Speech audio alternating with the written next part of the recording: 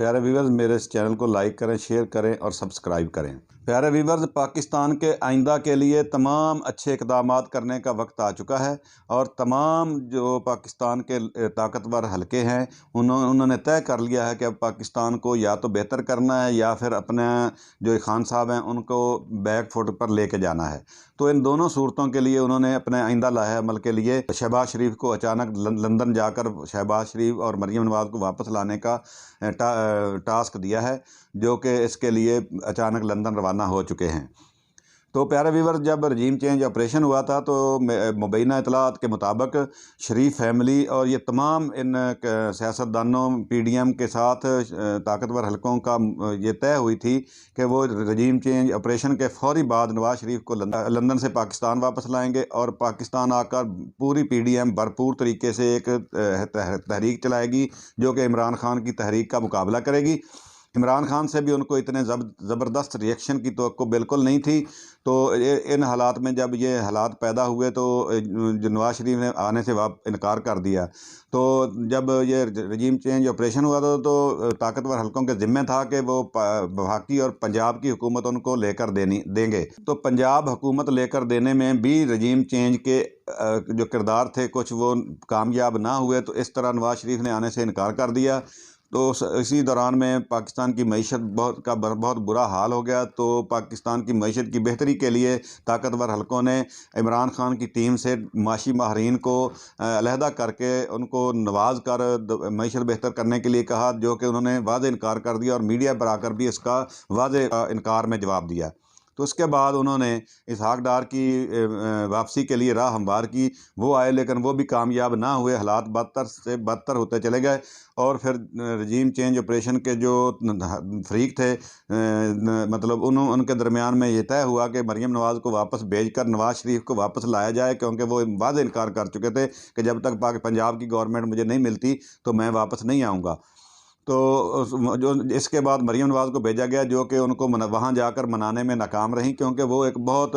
साजिशी साजिश के बहुत बड़े भयानक किरदार हैं। उनके लिए सब चीज़ें जो हैं पका कर उनके आगे रखी जाएं तो वो खाते हैं। उसके अलावा उनकी उन्होंने कोशिश नहीं की कि कोई भी काम उसको खुद से मैनेज करके चलाया जाए। वो पहले से ही, जब इमरान खान कहते हैं ना कि वो न्यूट्रल अंपायर लगा कर खेलते थे, तो पहले ही अपने मैदान और न्यूट्रल अंपायर मुकर्रर करके बाद में फील्ड में आते हैं। तो इस तरह वो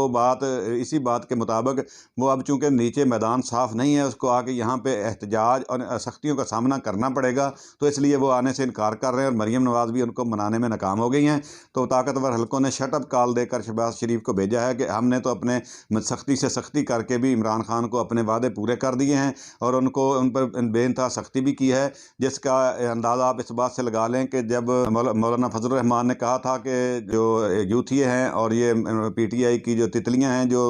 उसने बदअखलाक़ी से ये लफ्ज़ बोला था, जिसके लिए उसको बड़ी तनकीद का सामना भी करना पड़ा था। तो वो कहा था कि उन्होंने कि ज़मीन इतनी गर्म कर दी जाएगी कि उनके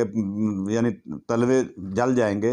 तो ये जो उन्होंने हवा में ही बात नहीं की थी, ये ताकतवर हलकों की जानिब से उनको पूरी जिम्मेदारी से कहा गया था कि इमरान खान के एहतजाज को कभी सड़कों पर आने नहीं दिया जाएगा।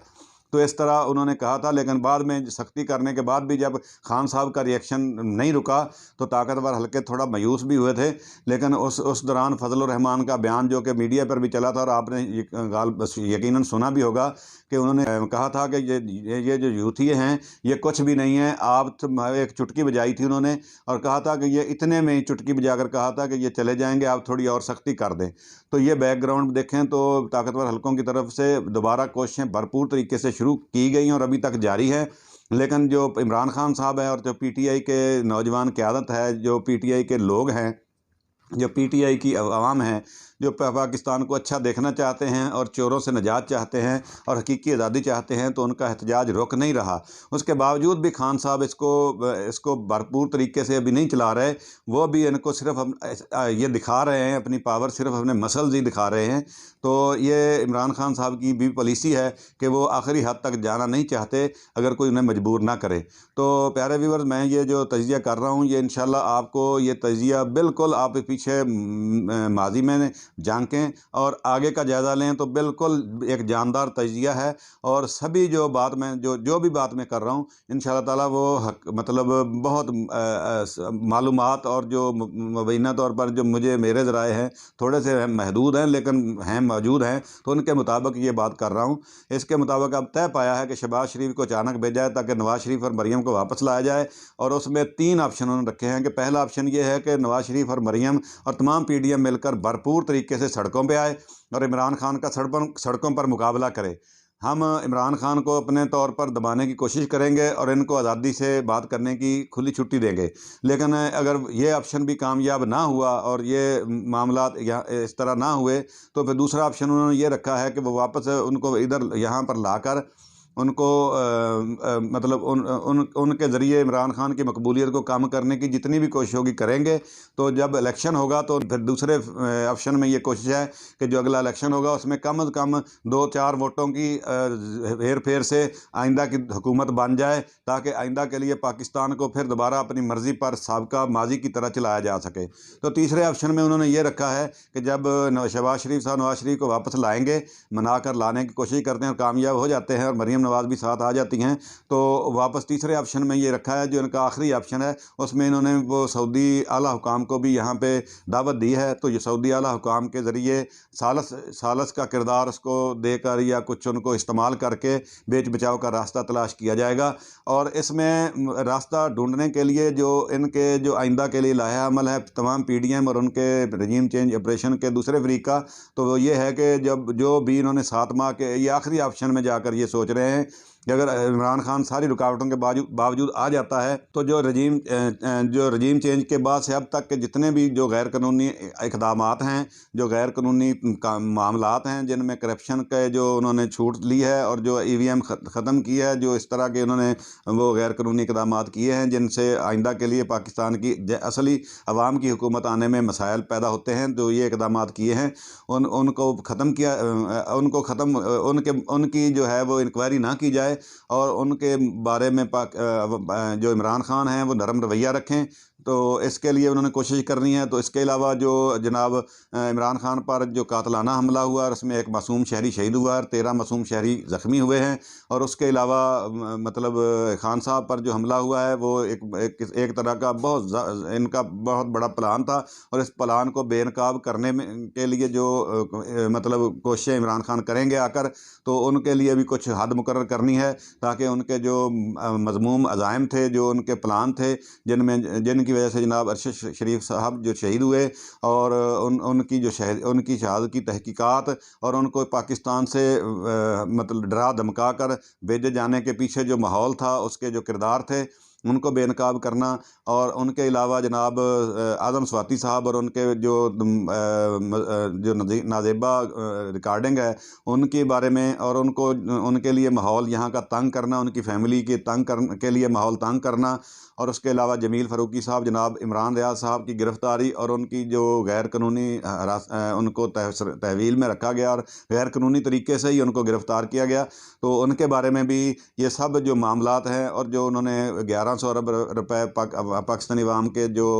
ایک ترمیم کر کے ہضم کیے ہیں،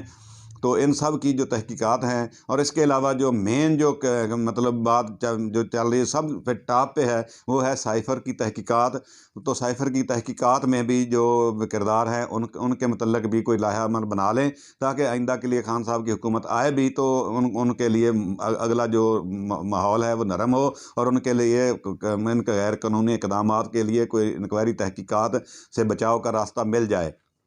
تو پیارے ویورز، فی الحال حالات پر تجزیہ ہے۔ تو شہباز شریف چلے جا چکے ہیں لندن میں، اور کچھ دیر میں یا آج یا شام تک ان کی وہ جو بات وہاں پہ ہوگی یا جو بھی ان کا لائحہ عمل ہوگا تو پریس کانفرنس میں بھی ظاہری طور پہ وہاں سے بتا کے آئیں گے، تو یہ سامنے آ جائے گا۔ تو پلان سب ان رجیم چینج آپریشن کے دونوں فریقوں کے جو پلان ہیں وہ اسی طرح چل رہے ہیں، اور خان صاحب جو ہیں اپنے موقف پہ ڈٹے ہوئے ہیں، وہ کسی بھی بات پر ان کو کسی بھی طرح بھی لچک دینے کے لیے تیار نہیں ہیں۔ ان کا موقف ہے کہ اگر میں نے لچک دینا ہوتی تو مجھے حکومت سے علیحدہ ہونے کی بھی ضرورت نہیں پڑنی تھی، تو میں نے تو حکومت چھوڑ دی ہے، تو میں اب اس میں لچک نہیں دی، تو اب میرے لچک دینا بنتا نہیں ہے۔ اور ویسے بھی میرا جو پاکستان تحریک انصاف کی جو تحریک ہے اس کی بنیاد جو ہے وہ صرف کرپشن اور ناانصافی کا خاتمہ ہے، تو جو یہ بنیاد ہی اگر میں اس پہ کمپرومائز